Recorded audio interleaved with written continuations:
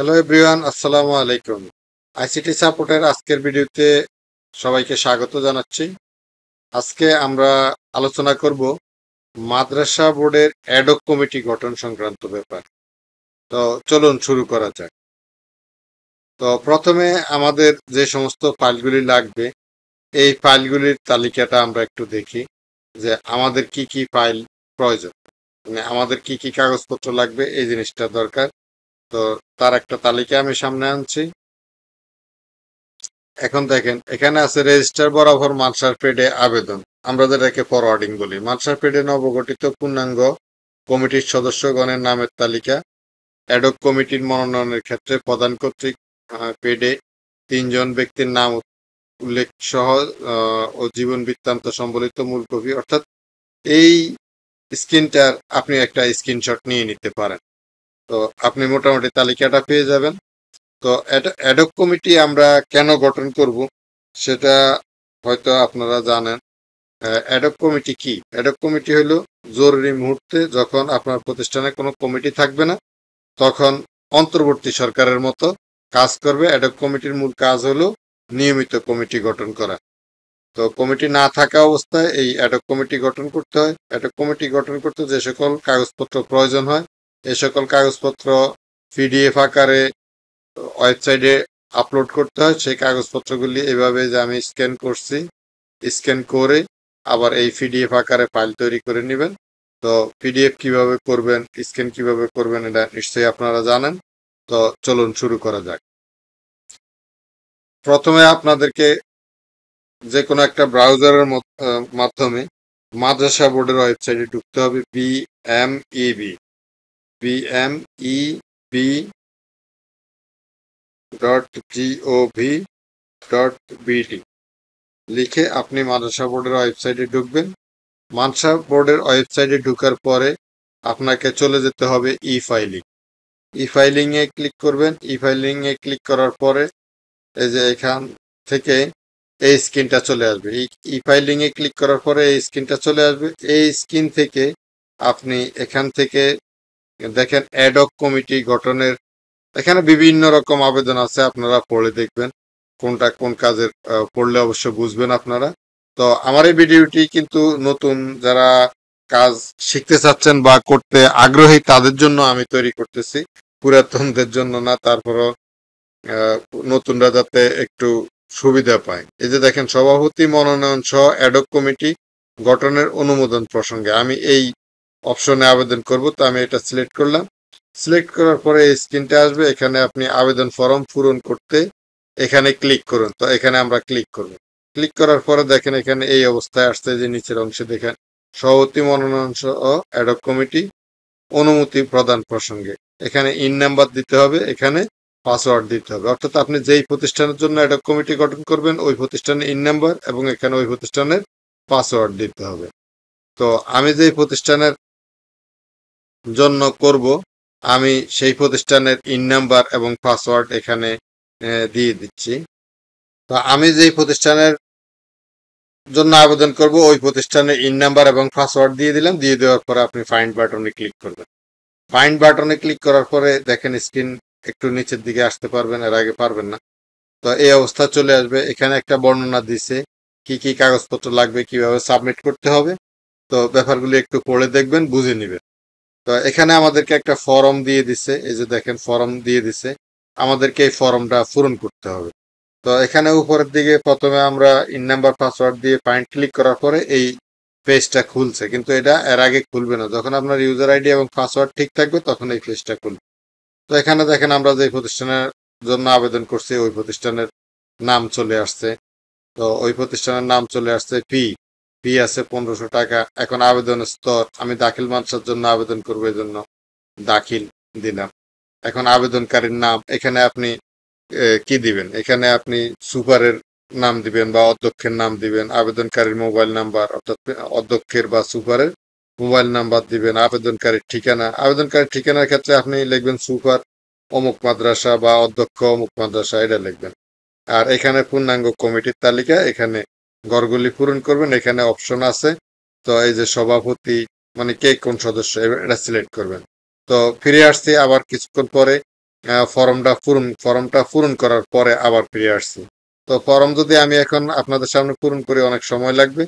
তো আমরা একটু ফর্মটা আমি পূরণ করে নিই, তারপরে আবার আসছি আপনাদের কাছে ফিরে।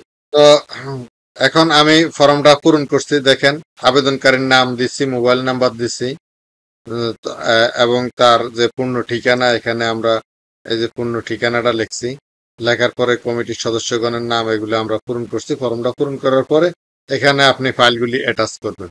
তো ফাইলগুলি অ্যাটাচ করবেন রেজিস্টার বরাবর মাদ্রাসার পেডে আবেদন। তো আপনি এখানে এই ব্রাউজে ক্লিক করবেন, এই সংক্রান্ত ফাইলটা যেখানে আছে আপনি ওই ফোল্ডারে প্রবেশ করবেন। প্রবেশ করার পরে আপনি এই যে আমি এটাকে ফরওয়ার্ডিং নামে রাখছি, আমি এটা সিলেক্ট করলাম এবং ওপেন ক্লিক করলাম। এই যে ফাইলটা আপলোড হচ্ছে, এখানে দেখা যাবে। একটু অপেক্ষা করি আমরা। তো এই আপলোড হয়ে গেছে। আপলোড হয়ে গেলে এই প্রিভিউ বাটনটা সামনে আসবে। তো আপনি প্রিভিউ বাটনে ক্লিক করবেন। প্রিভিউ বাটনে ক্লিক করলে আপনি যে কাগজটা এখানে আপলোড দিয়েছেন ওই কাগজটা এখানে পুনরায় দেখতে পাবেন। তো প্রিভিউতে যদি দেখেন যে না, যেই কাগজটা এখানে চাইছে ওই কাগজটা না এসে অন্য নতুন কাগজ আসছে, তাহলে আপনি এটা ক্লোজ করে রিটার্ন আবার ব্রাউজ বাটনে ক্লিক করে আবার সঠিক ফাইলটা আপলোড করবেন। তো আমি যেহেতু সঠিক আনছি, আমি আর এটা করতেছি না। মাস্টার এখানে দেখেন মাস্টার পেডে নবগঠিত পূর্ণাঙ্গ কমিটির সদস্যগণের তালিকা। তো এটাতে আবার ব্রাউজে ক্লিক করবেন, আবার ওই পূর্ণাঙ্গ তালিকা এখানে দিবেন ওপেন। তো এইভাবে আপনি প্রত্যেকটা ফাইল এখানে আপলোড করবেন। তো আমি ফাইলগুলি আপলোড করতেছি, একটু ধৈর্য সহকারে সাথে থাকেন। তো চলে আসলাম আবার। সবগুলি ফাইল আমি আপলোড করেছি, দেখেন এই যে সবগুলি ব্রাউজের পাশে আবার প্রিভিউ বাটন আছে, ফাইলগুলি আপলোড করা হয়েছে। ফাইলগুলি এই প্রিভিউ বাটনে ক্লিক করে করে দেখবেন মাস্টার পূর্ণাঙ্গ নবগঠিত কমিটির তালিকা আবশ্যক, যে আমি এটা দিছি ক্লোজ। এইভাবে সবগুলি ফাইল যাচাই করে নেবেন। সবগুলি ফাইল এখান থেকে যদি না খোলে তাহলে এখানে ডাউনলোড বাটনে ক্লিক করবেন। তো ডাউনলোড বাটনে ক্লিক করলে এখানে আপনার ফাইলটা ডাউনলোড হয়ে যাবে। ডাউনলোড হলে এখান থেকে দেখতে পারবেন এই যে আমার 3 জনের তালিকা চাইছে, 3 জনের তালিকা আমরা দিছি ক্লোজ।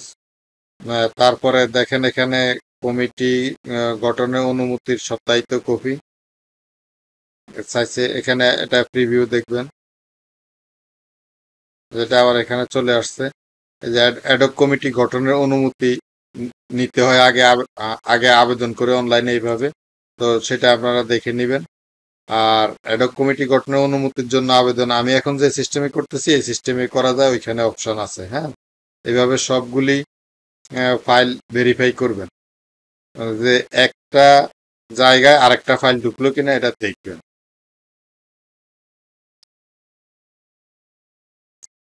আমি একটু দেখে নিচ্ছি, তারপরে আমি বাকি কার্যক্রম সম্পূর্ণ করব।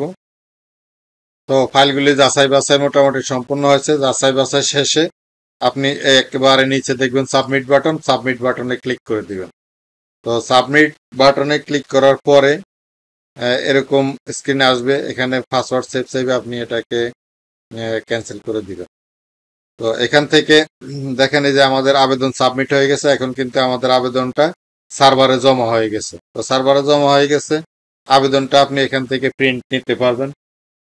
আবেদন কপি এখান থেকে প্রিন্ট নেওয়া যাবে এবং পেমেন্ট অপশানে ক্লিক করে এই পেমেন্ট দিবেন। দেখেন আমাদের ওই জায়গায় দেখাইছিল যে 15 টাকা ফি আছে, যে এখানে দেখেন পেমেন্ট, এই যে 1500 পেন্ডিং, অর্থাৎ পেমেন্টটা এখনো কমপ্লিট হয় না। এই কারণে এই পেমেন্ট বাটনে ক্লিক করবেন।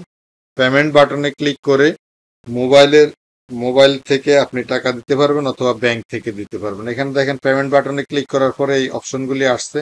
এখানে বিভিন্ন কিছু আছে, আপনি এখানে সোনালী ব্যাংকের মাধ্যমে অ্যাকাউন্টের থেকে দিতে পারবেন, কার্ডের থেকে দিতে পারবেন, মোবাইল ব্যাংকিং এর মাধ্যমে দিতে পারবেন, ইন্টারনেট ব্যাংকিং এর মাধ্যমে এই ব্যাংক থেকে দিতে পারবেন। তো আমি মোবাইল ব্যাংকিং এ দিব, আমি মোবাইল ব্যাংকিং ক্লিক করছি। বিকাশের মাধ্যমে দিব, বিকাশ ক্লিক করছি এবং এখানে কত টাকা পে হবে এটা উল্লেখ আছে। তো আমি কনফার্ম ক্লিক করছি। কনফার্ম ক্লিক করার পরে এই যে পরবর্তী স্ক্রিন আসছে, এখানে যেই নাম্বার থেকে টাকা পেমেন্ট করবেন ওই নাম্বারটা দিবেন। ওই নাম্বারটা দেওয়ার পরে ওই মোবাইল নাম্বারটা দেওয়ার পরে মানে এটা বিকাশ নাম্বার আর কি, বিকাশ নাম্বার দিবেন, দেওয়ার পরে কনফার্ম বাটনে ক্লিক করবেন। তাহলে ওই বিকাশ নাম্বারে একটা বিকাশ থেকে ভেরিফিকেশন কোড যাবে। এই যে আমার মোবাইলে ভেরিফিকেশন কোড আসছে, ওই ভেরিফিকেশন 6 ডিজিটের ওই ভেরিফিকেশন কোডটা এখানে দিয়ে দিবেন। তো ভেরিফিকেশন কোডটা দিয়ে দিলাম, দিয়ে দেওয়ার পরে আমার কাছে পিন নাম্বার চাইবে। তো আপনি আপনার বিকাশের পিন নাম্বার দিবেন, পিন নাম্বার দিয়ে কনফার্ম ক্লিক করবেন।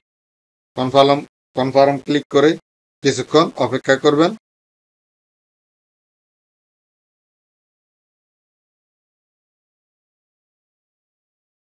কিছুক্ষণ অপেক্ষা করার পরে আপনার সামনে যখন এই স্ক্রিনটা আসবে তখন আপনি সেন্ড এনিওয়ে বাটনটা ক্লিক করবেন।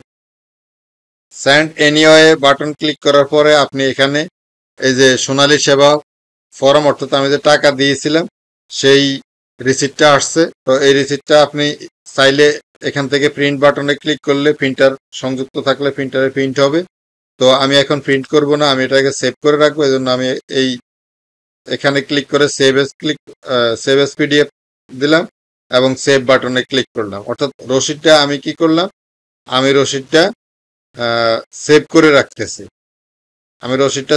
রাখতেছি, আমি পরে প্রিন্ট দিব। তো আমি পরে সেভ বাটনে ক্লিক করলাম, রসিদ সেভ হয়ে গেছে। তারপরে আপনি আবার পুনরায় আগের এই এই যে এই ট্যাবে ফিরে আসলে আপনি আবেদনটা দেখতে পাবেন। তো ঠিক অনুরূপভাবে আপনি এই আবেদনপত্রটা প্রিন্ট বাটনে ক্লিক করবেন। প্রিন্ট বাটনে ক্লিক করার পরে আপনি ওই পূর্বের নিয়মে এখানে আপনি এই যে প্রিন্টার সিলেক্ট করলে প্রিন্ট হবে, আমি সেভ করব, এই জন্য আমি সেভ এস পিডিএফ দিয়ে রাখছি। তো যদি আপনি প্রিন্ট করেন তাহলে এই যে প্রিন্ট আসবে। তো আবেদনটা এই যে দেখেন 2 পেজে চলে আসছে। তো আবেদনটা যদি আপনি 1 পেজে আনতে চান তাহলে মোর সেটিং এ যাবেন, মোর সেটিং থেকে আমি A4 সাইজে পেপারে দিব, এই জন্য A4 সাইজ দিছি। তো এখন দেখেন A4 সাইজ দেওয়ার পরে এর নিচে আরো কিছু অংশ আছে। তো এই যে স্কেল কাস্টম, এখান থেকে আপনি স্কেল কমান, আমার এখানে এটা সবসময় স্বাভাবিকত 100% থাকে। তো 100% থাকলে এরকম আসবে। তো আমি এটারে একটু কমাই দিচ্ছি, 80% দিচ্ছি। দেখেন 80% দেওয়ার পরও আমার 2 পেজে আছে, এখনো আরো একটা নাম নিচে চলে আসছে। তো আমি 75% দেই। এই 75% দেওয়ার পরে আবেদনটা আমার মোটামুটি 1 পেজে চলে আসছে। তো চলে আসছে, এখন আমি কি করব, এখন আপনি প্রিন্ট ক্লিক করলে প্রিন্ট হয়ে যাবে। তো আমি প্রিন্ট করব না, আমি সেভ এস পিডিএফ ক্লিক করব, সেভ।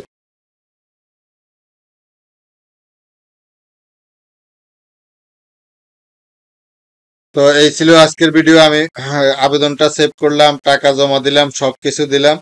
তো এই আবেদনটা সার্ভারে জমা হওয়ার সাথে সাথে যে প্রতিষ্ঠান প্রধানের মোবাইলে একটা মেসেজ গেছে, ওই মেসেজে একটা ইউজার আইডি এবং একটা পাসওয়ার্ড দেওয়া আছে। ইউজার আইডি এবং পাসওয়ার্ড আছে। ওই ইউজার আইডি এবং পাসওয়ার্ডের মাধ্যমে পুনরায় এই ফাইলের স্ট্যাটাস আপনি দেখতে পারবেন, এই যে সর্বশেষ অবস্থা। এখন কিভাবে আমরা দেখব তাহলে, তো চলুন একটু দেখিয়ে দিই। তা ব্যাকে ক্লিক করে চলে আসলাম। এখানে আসলে যে এই যে আপনি লাস্ট আপডেট, এই লাস্ট আপডেট এখানে ক্লিক করবেন। ওই যে প্রতিষ্ঠান প্রধানের মোবাইলে যে ইউজার আইডি গেছে ওই ইউজার আইডিটা আপনি এখানে টাইপ করবেন এবং যে পাসওয়ার্ড গেছে ওই পাসওয়ার্ডটা এখানে আপনি টাইপ করবেন। ধরেন এটা একটা অ্যাপ্লিকেশন, এই যে এরকম এরকম একটা ইউজার আইডি যাবে, এরকম একটা পাসওয়ার্ড যাবে, ওই ইউজার আইডি এবং পাসওয়ার্ড দিবেন এবং ফাইন্ড বাটনে ক্লিক করবেন। এই যে এটা কিন্তু এক পূর্বের আবেদন করা একটা আবেদন আর কি। ওই যে আচ্ছা, এটা পূর্বের একটা আবেদন। এই যে আবেদনের বর্তমান অবস্থা কি দেখেন, এই যে এখানে আছে আবেদনের কাজ সম্পূর্ণ হয়েছে স্ট্যাটাস। এখানে আপনি স্ট্যাটাস দেখতে পারবেন যে অগ্রগতি বা প্রক্রিয়াধীন এই সমস্ত দেখতে পারবেন। তো কাজ শেষ হইলে এরকম যদি লেখা চলে আসে আবেদনের কাজ সম্পূর্ণ হয়েছে, তখন আপনি এখানে একটা ডাউনলোড বাটন দেখতে পারবেন। এখানে এই ডাউনলোড বাটনে ক্লিক করলে আপনি অনুমতিটা বা অ্যাডহক কমিটি লেটারটা আপনি পেয়ে যাবেন এখান থেকে। তো এই ছিল আজকের ভিডিও। ভালো থাকবেন, সুস্থ থাকবেন এই কামনায় বিদায় নেওয়ার আগেও রিকোয়েস্ট করতেছি, তো আমার চ্যানেলে যদি আপনি নতুন হয়ে থাকেন তাহলে চ্যানেলটা সাবস্ক্রাইব করবেন এবং ফেসবুক পেজ থেকে দেখলে একটু ফলো দিয়ে দিবেন। ধন্যবাদ। আল্লাহ হাফেজ। আসসালামু আলাইকুম।